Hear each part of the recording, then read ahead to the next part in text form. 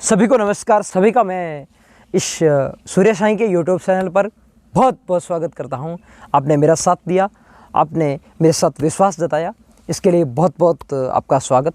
आज अपन study material में digestive system में अमाशय तक अपन ने भोजन वहां तक पचाने के काम किया और अपन अब आगे भोजन को डाइजेशन करवाने में महत्वपूर्ण भूमिका जिस इंस्टेंटाइन की होती है, इसकी भी आज अपन बात करेंगे।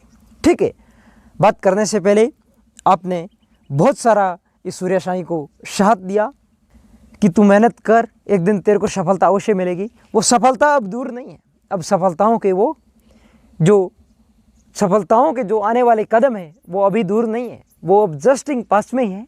तो आप मेरे साथ और थोड़ा सा प्यार और बनाएं ताकि मैं एक अग्रसर सरणी पर पहुंच सकूं। मैं सभी का तहे दिल से स्वागत करना चाहता हूं, क्योंकि जो भी मेरे साथ जुड़े इसके लिए बहुत बहुत स्वागत।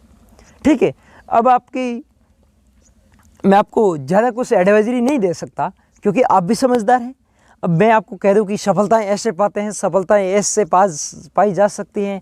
अब आपको सफल होना तो ये करना पड़ेगा। अब आप भी समझदार हो, कैसे सफलताएं पा सकते हैं और कैसे अपना एक ग्रोथिंग कर सकते हैं।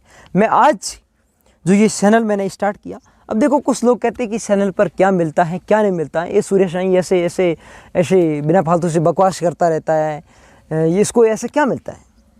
मिलता कुछ नहीं है। मिलने की चीज़ के तो एक अच्छी ग्रोथिंग के साथ मिल भी सकता है, क्योंकि लाखों ऐसे यूट्यूबर्स हैं, कमाते भी हैं। ठीक है, और इसमें एक मिलने का फ़ायदा है कि आपकी कम्युनिकेशन स्किल है वो डेवलपमेंट होती है, आपका विकास होता है। आपका शारीरिक विकास के साथ आपकी मानसिकता और आपकी बौद्धिकता का विकास भी बहुत ज़रूरी है, और यही मायने ये प्लेटफॉर्म रखता है। देखो, अपने बोलने का मौका और कोई नहीं दे सकता। यूट्यूब एक बढ़िया प्लेटफॉर्म है, आप भी इसका यूज़ करके एक अपनी कम्युनिकेशन स्किल को बढ़ा सकते हैं, अपनी मानसिक और बौद्धिकता विकास को आप अग्रसर कर सकते हैं। इसलिए सभी को बहुत बहुत स्वागत। ठीक है, आज अपन पढ़ते हैं जिसका नाम है डाइजेस्टिव सिस्टम। छोटी आंत की बात करते हैं कि छोटी आंत में किस तरह से भोजन आता है और किस तरह से उसका पाचन होता है और कौन कौन से पाचक रस इसमें मिलते हैं और किन किन ग्रंथियों से वह पाचक रस आते हैं।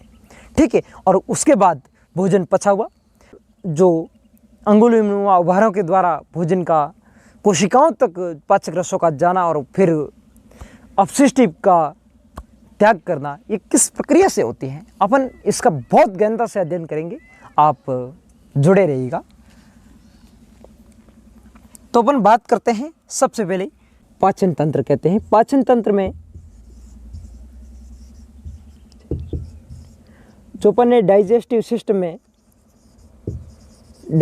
सिस्टम में अपन आज पढ़ेंगे छोटी आंत। देखो, छोटी आंत की बात अपन करेंगे। छोटी आंत, इसको छोटी आंत क्यों कहते हैं?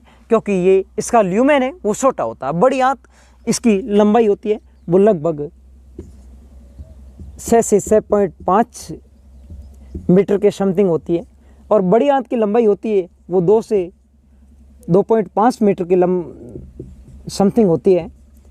लेकिन ये तो होती लंबाई में छोटी है, लेकिन इसको बड़ी आंत कहा जाता है। लेकिन ये छोटी आंत है लेकिन इसकी लंबाई बड़ी होती है। इसका कारण ये है कि जैसे हमारा जो आरनाल है, आरनाल की भी स्ट्रक्चर अपन अनुपृष्ठ काट एक अच्छी तरीके से देखेंगे किस तरह से उसमें पार्टीशन होते हैं।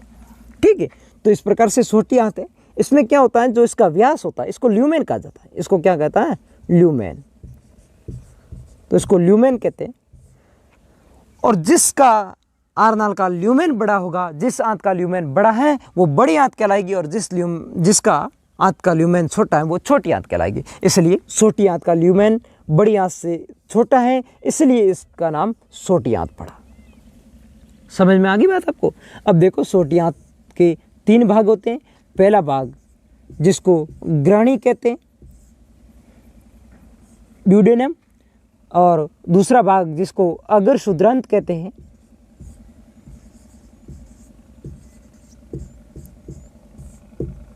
और तीसरा भाग जिसको क्षुद्रांत कहा जाता है। ठीक है, ड्यूडेनम, जेजुनम और इलियम, ये तीनों इनके इंग्लिश नाम है। ड्यूडेनम, जेजुनम और इलियम। ठीक है। ये ग्रहणी पार्टीशन है, ये इसमें क्या होता है, पाचक आते हैं, इसमें महत्वपूर्ण रूप से पाचक रस मिलते हैं, पाचक रस मिलते हैं। देखो पाचक रस मिलते हैं। अब पाचक रस किसके द्वारा आते हैं, अपन ने आमाशय तक स्टडी कर ली है कि जो ईसोफेगस है इसके ज़रिए भोजन आमाशय में आता है, जे आकार का आमाशय जिसमें आता है, फिर यहाँ जो यू आकार का जो ग्रहणी है इसमें प्रवेश करता है यार, और यहाँ पर एक जठरा निर्गमी एक अवरोधनी पाई जाती है जिनकी वजह से यहाँ का भोजन जो है नियंत्रित होता है। और इस ग्रहणी में जब भोजन जाता है, ये है एक छोटी आंत, और छोटी आंत के बाद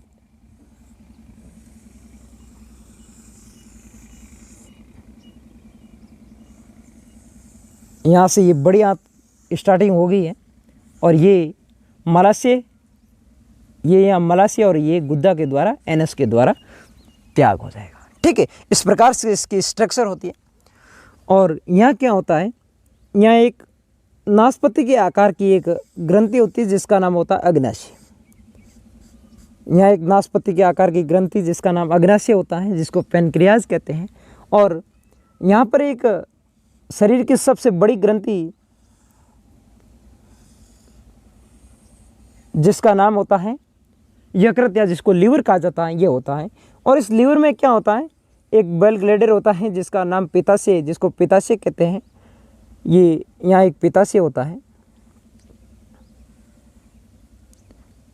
और जो पित्ताशय है ये यहाँ मिल जाता है, और फिर ये दोनों वाहिकाएं यहाँ मिलके फिर इसकी भी वाहिकाएं यहाँ, अग्नाशय की वाहिकाएं यहाँ आकर इस ग्रहणी में प्रवेश करते हैं। इस प्रकार से इसका एक नामांकित चित्र होता है। ठीक है, ये एक लीवर है, और इस लीवर शरीर की सबसे बड़ी ग्रंथि है, इसमें पित्ताशय पाया जाता है। अब देखो पित्ताशय होता है, लेकिन ये पित्ताशय करता क्या है, ये पित्त रस का स्टोरेज करता है।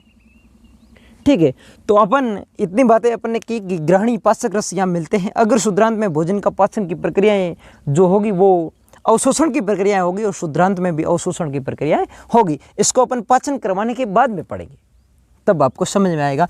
अब अपन बढ़ते हैं किस ग्रंथि के बारे में, जिसको लीवर कहते हैं, या जिसको हेपेटोलॉजी के नाम से जाना जाता है, या जिसको लीवर या यकृत कहा जाता है, शरीर की सबसे बड़ी ग्रंथि। इसका अध्ययन करते हैं।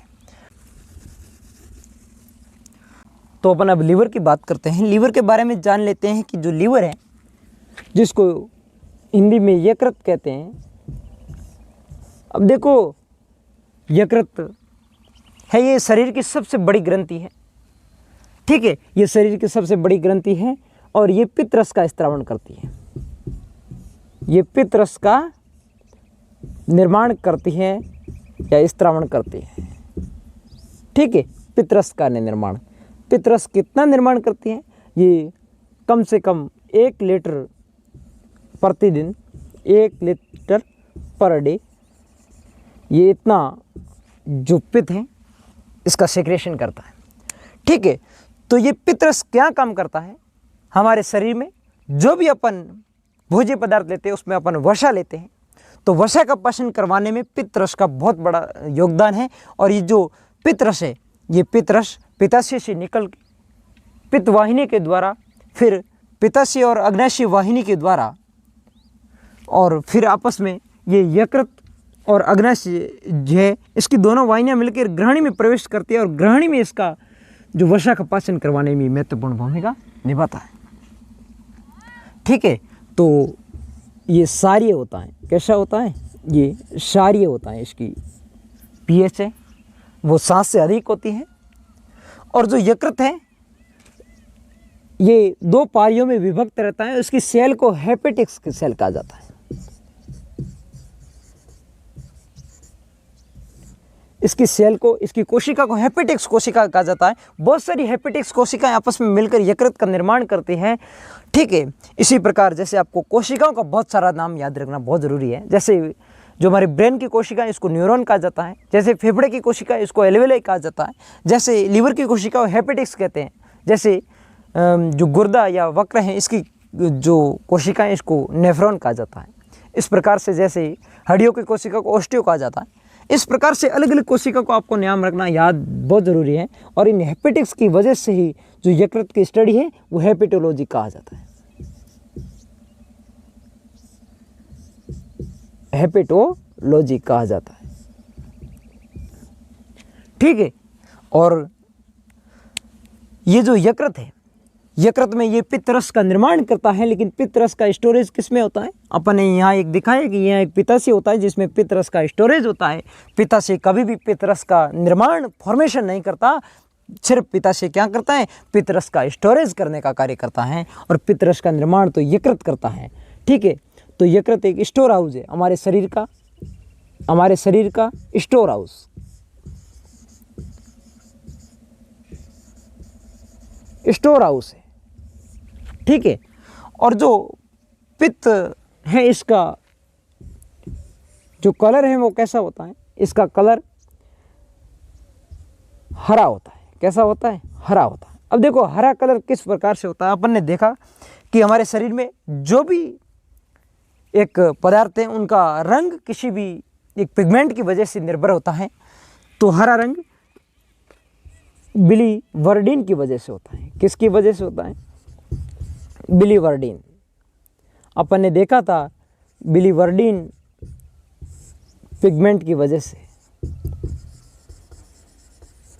अपन ने सर्कुलेटरी सिस्टम में देखा कि जो बिलीवर्डिन है इनकी वजह से तो इसका पित्तरस का रंग वो हरा होता है, और जो हमारे जो प्लाज्मा होता है इसका जो लाइट येलो रंग होता है उसका बिलीरुबिन के कारण उसका रंग है वो पीला होता है। हल्का पीला रंग बिलीरुबिन के कारण होता है, और हरा रंग है पित्त का वो बिलीवर्डिन के कारण होता है। ठीक है। तो इस प्रकार से इसका कार्य होता है। तो जो यकृत है इसकी स्टडी जो अपन ग्रंथियों के रूप में एक अंग के रूप में अच्छी तरह से करेंगे, लेकिन यहाँ थोड़ा सी स्टडी करते हैं। फिर होता क्या है, ये पित्त का निर्माण कर लेता है और पित्त फिर यहाँ आते हैं। ये तो पित्त का निर्माण करके यहाँ पित्ताशय में डाल देते हैं, और ये होती है पित्ताशय वाहिनी। ये पित्ताशय वाहिनी होती है। ये पित्ताशय वाहिनी आगे जाती है यकृत पित्ताशय वाहिनी में। ये यकृत की भी वाहिनी आ जाती है, और पित्ताशय की वाहिनी ये होती है यकृत पित्ताशय वाहिनी है। ये यकृत पित्ताशय वाहिनी आगे जाती है तो ये अग्नाशय वाली भी जो वाहिनी है ये आ जाती है, और जो यकृत और अग्नाशय दोनों मिलते हैं इसको कहा जाता है यकृत अग्नाशय वाहिनी। अब देखो यकृत अग्नाशय वाहिनी के द्वारा ही तो जो पाचक रस है वो अग्नाशय के और जो यकृत के वो इसमें ग्रहणी में प्रवेश करेंगे। छोटी आंत के पहले पार्ट ड्यूडेनम में प्रवेश करेंगे। ठीक है। इस प्रकार से ये ग्रहणी में प्रवेश कर जाएंगे। फिर ग्रहणी में क्या होता है? ग्रहणी में यकृत का भी पित्तरस प्रवेश करता है। और अपन अब बात करते हैं किसकी? अब अपन अग्नाशय या जिसको पैनक्रियाज कहते हैं, ये हमारे शरीर की बहिस्रावी और अंतःस्रावी दोनों रूप से कार्य करने वाली ग्रंथि जिनको मिक्स्ड ग्लैंड कहा जाता है, ये हार्मोन्स और एंजाइम दोनों का सिक्रेशन करता है, इसलिए इसको मिश्रित ग्रंथि कहा जाती है। इसकी अपन बात कर लेते हैं।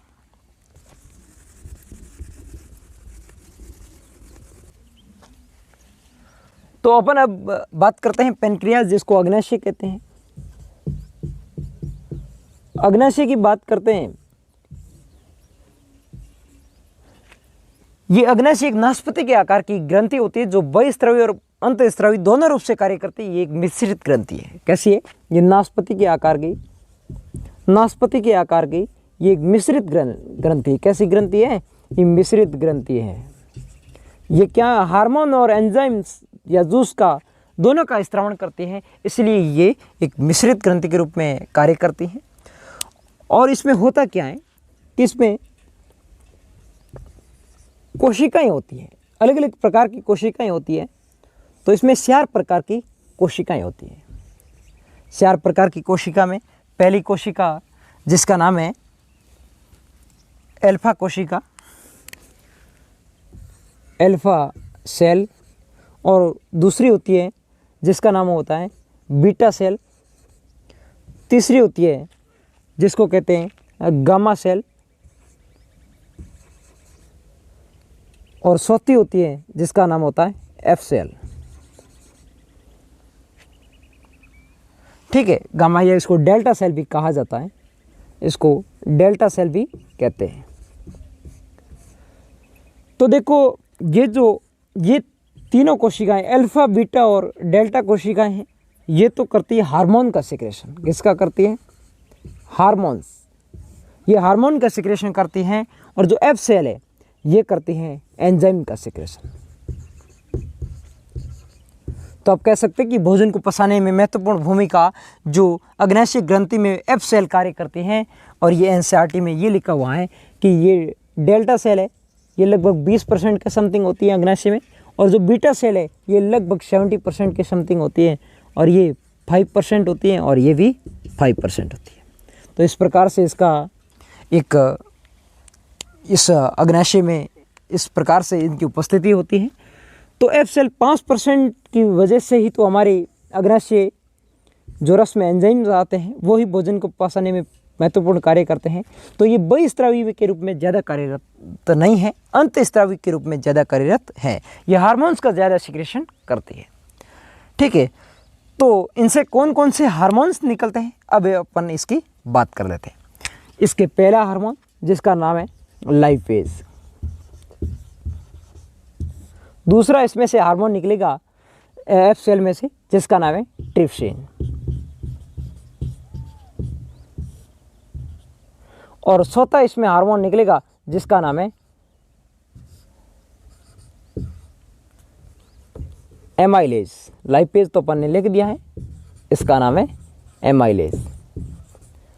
देखो एमाइलेज अपन ने एक और पढ़ा था वो जो था लारी एमाइलेज, यह है अग्नाशय एमाइलेज, या सिर्फ इसको एमाइलेज के नाम से भी जाना जाता है। ये तीनों एंजाइम्स क्या काम करते हैं? ये लाइपेज एंजाइम्स है, ये तो वसा का पाचन करवाने में महत्वपूर्ण भूमिका निभाता है। और ट्रिप्सिन एंजाइम से ये प्रोटीन के पाचन में महत्वपूर्ण भूमिका निभाता है। एमाइलेज है, ये कार्बोहाइड्रेट के पाचन में महत्वपूर्ण भूमिका निभाता है। अभी तक आपको कंप्लीट बातें यहाँ तक समझ में आ गई होगी किस प्रकार से अपन एक पाचन पढ़ रहे हैं, किस प्रकार के हमारे शरीर में जो भोज्य पदार्थ लेते हैं उनका पाचन हो रहा है। अभी तक पाचन होने की प्रक्रिया हो रही है, अवशोषण की प्रक्रिया अभी तक यहाँ नहीं आई है। ठीक है, तो अब अपन बात करते हैं, इनको मैं यहाँ से रफ कर देता हूँ और आपको अच्छी तरीके से एक समझाने की कोशिश करता हूँ। अब देखो, अपने जो एंजाइम से अग्नाशय ग्रंथि से वो पढ़े, और एक जो यकृत ग्रंथि से निकलने वाला जो पित्त है रस, उसकी भी अपन ने स्टडीज़ की।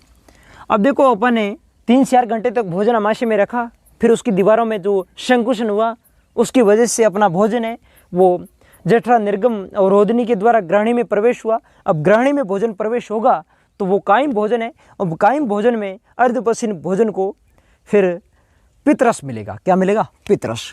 अब देखो, पित्तरस मिलेगा। अब जो वसा है, ठीक है, इस वसा का पाचन अपन ने कहाँ करवाया? अपन ने वसा का पाचन उस जो हमारा रेनिन एंजाइम्स था उसकी वजह से, और थोड़ा एक जठरीय लाइपेज एंजाइम भी निकलता है, उसकी वजह से ही वसा का पाचन होता है। ठीक है, तो वो वसा का पाचन वहाँ थोड़ा होता है, लेकिन यहाँ क्या? पित्तरस की वजह से। किसकी वजह से? पित्तरस वसा पर अटैक करता है, और पित्तरस जब वसा पर अटैक करता है तो यहाँ वसीय अम्ल में बदल जाता है। ये वसा है, ये वसीय अम्ल में बदल जाता है, और लगभग यहाँ 90% पाचन छोटी आंत के ग्रहणी पार्ट में यहाँ पित्तरस की वजह से वसा का पाचन वसीय अम्ल में कन्वर्टेशन हो जाता है। ठीक है, पॉलीसैकेराइड, पॉली जो उसके अणु हैं वो मोनोसैकेराइड में बदल जाते हैं। ठीक है, अब मोनो अणु में नहीं बदले, कहने का मतलब ये पॉली से ये डाई में बदले हैं। अब उनको आगे अपन ने को छोटी गोलिका में कन्वर्टेशन करना है। अब अपन वसा का जो वसीय अम्ल है, जो वसीय अम्ल है, इस वसीय अम्ल पर और कौन अटैक करेगा? अब देखो, अपन ने जो अग्नाशय ग्रंथि पढ़ी, इस अग्नाशय ग्रंथि में से कौन हार्मोन जो एंजाइम से वो कौन निकलेगा? इसका नाम है लाइपेज। जो लाइपेज एंजाइम है वो इस पर क्रिया करेगा, और जब वसीय अम्ल पर लाइपेज एंजाइम्स क्रिया करेगा तो यहाँ 10% छोटी आंत में पाचन होगा, और 10% पाचन हो गई या पूरा का पूरा पाचन हो जाएगा, क्योंकि 90% पाचन यहाँ हो गया है, 10% पाचन यहाँ हो गई। इसको वसीय अम्ल से यहाँ ग्लिसरॉल में बदल देगा। अब अपन ने पहले भी यही पढ़ा कि जो सबसे छोटी इकाई वसा की होती है वो ग्लिसरॉल होती है, वो स्टोरेज के रूप में पड़ी रहती है। वो यकृत के पास स्टोरेज रूप में पड़ी रहने वाली जिसका नाम ग्लिसरॉल, जो कोशिका में माइटोकॉन्ड्रिया के पास ऊर्जा के रूप में संग्रहित रहती है, ये ग्लिसरॉल होता है। ठीक है, ये ग्लिसरॉल अपन ने तोड़ दिया है। अब वसा को अपन ने पाचन करवा दिया है। अब वसा का अवशोषण बाद में कराएंगे, पाचन करवाया है, पाचन हो गया। अब अपन को समझ में आ गया। अब अपन पाचन किसका करवाते हैं? प्रोटीन का। अब देखो प्रोटीन का पाचन अपन ने अमाशय में क्या पढ़ा कि अमाशय में जो जठरीय जो पेप्सिन है, इसकी वजह से जो प्रोटीन का पाचन है वो पेप्टोड या पेप्टाइडस में बदल जाता है। अब देखो पेप्टोज या पेप्टाइडस में बदल जाता है, वो मोनोसैकेराइड में नहीं बदलता, वो द्विसैकेराइड में, वो द्विकणों में बदलता है। अब देखो पेप्टोज या पेप्टाइडस,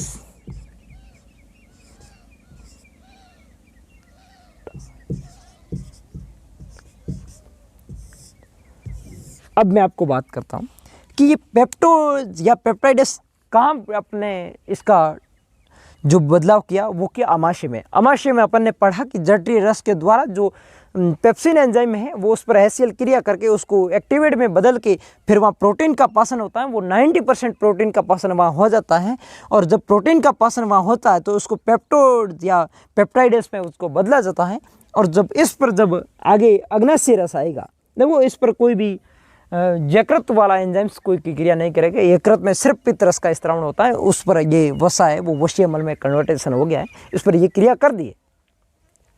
और इसका जो होता है वो सारी प्रकार होता है, क्योंकि अपन ने देखा कि जो अमाशय से भोजन आता है वो कायम के रूप में वो उस पर अम्लता ज़्यादा होती है, उसको उदासीन करने के लिए ये पित्तरस थोड़ा कार्यरत होता है। फिर जो इस पर जो कौन सा एंजाइम्स क्रिया करेगा, इस पर ट्रिप्सिन एंजाइम अग्नाशय से कौन सा निकलता है? Trypsin enzyme. ये ट्रिप्सिन एंजाइम इसको आगे कन्वर्ट कर देगा किसमें? अमीनो अम्ल में, अमीनो एसिड या अमीनो अम्ल में बदल देगा। ये इसकी सबसे सरलतम इकाई जिसका अपन उपयोग करते हैं, जिसका अपन भोजन के रूप में इसका संग्रहण करके रखते हैं और भोजन के रूप में इसका ऊर्जा के रूप में उपयोग करते हैं। तो अपन ने प्रोटीन का पाचन अब कर दिया है। इसका पाचन यहाँ लगभग 10% होता है और 90% पाचन अपन ने अमाशय में पढ़ लिया है। ये पिछले टॉपिक के अपने पढ़ा हुआ है। अब अपन किसका पाचन पढ़ रहे हैं? अब अपन पढ़ रहे हैं कार्बोहाइड्रेट का पाचन। अब अपन पाचन पढ़ रहे हैं जिसका नाम है कार्बोहाइड्रेट। अब देखो कार्बोहाइड्रेट का पाचन है वो अपन ने थोड़ा कहाँ पढ़ा? लार में पढ़ा। लारीय रस के द्वारा जो भी वो एमाइलेज, लारीय एमाइलेज या टाइलिन एंजाइम के द्वारा वहाँ पाचन हो जाता है, लेकिन वहाँ तो 30% पाचन होता है, आंशिक पाचन होता है। अब देखो 30% पाचन वहाँ हो गया, अब 70% पाचन होना है। तो वो छोटी आंत में जब भोजन आएगा तो उसमें कार्बोहाइड्रेट उपस्थित होगा, तो उसमें जो 30% पाचन हो गया है उसके बाद उसको किस में बदला जाएगा? कार्बोहाइड्रेट है, शर्करा है, शर्करा अब माल्टोज में बदली हुई है, क्योंकि अपन ने माल्टोज में वहाँ टाइलिन या लारीय एमाइलेज के द्वारा क्रिया करके अपने किस में बदल दी थी? माल्टोज में। देखो माल्टोज में अपन ने वहाँ बदला हुआ है। तो माल्टोज पर कौन क्रिया करेगा? माल्टोज पर क्रिया करेगा जो ये एमाइलेज है, एमाइलेज क्रिया करेगा। अग्नाशय एमाइलेज जब क्रिया इस पर करेगा तो इसको किस में कन्वर्ट कर देगा? तो इसको ग्लूकोज में कन्वर्ट कर देगा, ग्लूकोजन। तो इसको ग्लूकोजन में कन्वर्ट कर देगा। किस में कर देगा? ग्लूकोजन में। ठीक है, बहुत सारी छोटी छोटी इकाइयाँ जुड़ के इसको ग्लूकोजन में कन्वर्ट कर देगा। और जब ग्लूकोजन क्या होता है कि ग्लूकोज की बहुत सारी छोटी छोटी इकाइयाँ होती है और ये इकाइयाँ जुड़कर हमारे शरीर में इसका स्टोरेज के रूप में, ग्लूकोज के रूप में हमारा कार्बोहाइड्रेट रहता है। इस प्रकार से इसका पाचन होता है। तो आपने देखा कि किस प्रकार से अपने शरीर में पाचन की प्रक्रिया होती है। ये होती कहाँ है? ये सारा सिस्टम छोटी आंत में होता है। ये सारा सिस्टम छोटी आंत में होता है। छोटी आंत के किस भाग में? जिसको ड्यूडेनम कहते हैं या जिसको ग्रहणी कहते हैं। ये होता ग्रहणी में। ये यू आकार की आकृति होती है। ये यू आकार की आकृति आप यहाँ देख सकते हैं, यहाँ से लगा के ये पूरी प्रक्रिया है यहाँ तक, इसको ग्रहणी कहा जाता है। इस ग्रहणी में सारा सिस्टम होता है, क्योंकि यहाँ से यज्ञ रस आता है, यहाँ से ही यकृत रस आता है, ठीक है। तो यहाँ पर ये प्रक्रियाएं होती है। तो अब क्या होता है, अब यहाँ पर तो ये सारा पाचन होगा, यहाँ पर तो यह सारा का सारा पाचन यहाँ प्रक्रियाएं होगी। अब देखो पाचन यहाँ प्रक्रियाएं होगी, यहाँ अवशोषण नहीं होगा, यहाँ अवशोषण नहीं होगा, अवशोषण यहाँ नहीं होगा। अवशोषण आगे अपन पढ़ेंगे, जिस ग्रहणी से आगे वाला पार्ट छोटी आंत का कौन सा है, जिसका नाम है अग्र शुद्रांत। अग्र शुद्रांत। अब देखो अग्र शुद्रांत में होता क्या है। अग्र शुद्रांत ये एक छोटी आंत का पार्ट है। इस पार्टीशन में क्या होता है कि जो हमारी जो ये आंत है, इस आंत में ल्यूमेन छोटा होता है, इसलिए छोटी आंत है, ठीक है। इसमें होता क्या है कि यहाँ ब्रश बॉर्डर की तरह यहाँ सूक्ष्मांकुर निकले होते हैं। उंगुली नामक एक प्रवर्ध होते हैं जिसको सूक्ष्मांकुर कहते हैं, और ज़्यादा जब ये निकल जाते हैं तो इसका सतही क्षेत्र बढ़ जाएगा। अपने को भी पता है कि इसका सतही क्षेत्रफल यह था, यदि मैं यहाँ सूक्ष्मांकुर प्रवर्ध है वो यहाँ निकाल दूँ अंगुली नुमा, तो इसका क्षेत्रफल बढ़ जाएगा। जब इसका क्षेत्रफल बढ़ जाएगा तो ये ब्रश की तरह हो जाएगा। आपने कोलगेट करने वाला ब्रश देखा ना, इस तरह से इसका जो आंतरिक भाग है वो इस तरह से हो जाएगा। जब इसका क्षेत्रफल बढ़ जाएगा तो इसमें बहुत सारे सूक्ष्मांकुर होते हैं, बहुत सारी छोटी छोटी सूक्ष्मांकुर होते हैं, सूक्ष्म एक छेद होते हैं। इन छिद्रों के द्वारा भोजन में पचित भोजन का अपने शरीर में कोशिकाओं तक पहुंच जाता है। क्या रसीय पदार्थ के रूप में भोजन पच जाता है। अब देखो भोजन पचने के बाद ये भोजन एक रुधिर के समान बन जाता है और इतना एक अच्छा जूस के टाइप बन जाता है। फिर वहाँ अच्छी अच्छी पदार्थों को वहाँ ये अग्र शुद्रांत में जो सूक्ष्मांकुर है वहाँ से खींचा जाता है, ब्रश बॉर्डर बन जाता है, सतही क्षेत्रफल अधिक हो जाता है, फिर वहाँ से खींचा जाता है और खींच के कोशिकाओं तक ये जो हमारा जो पाचन किया हुआ भोजन है उसको भेजा जाता है, ठीक है। इस प्रकार से इसमें प्रक्रियाएं होती हैं। और आगे यहाँ तक तो ये सारा का सारा जो अच्छा पचित भोजन है वो पचित भोजन यहाँ से अवशोषण हो जाएगा। फिर आगे बढ़ते अपन किसका बात, शुद्रांत।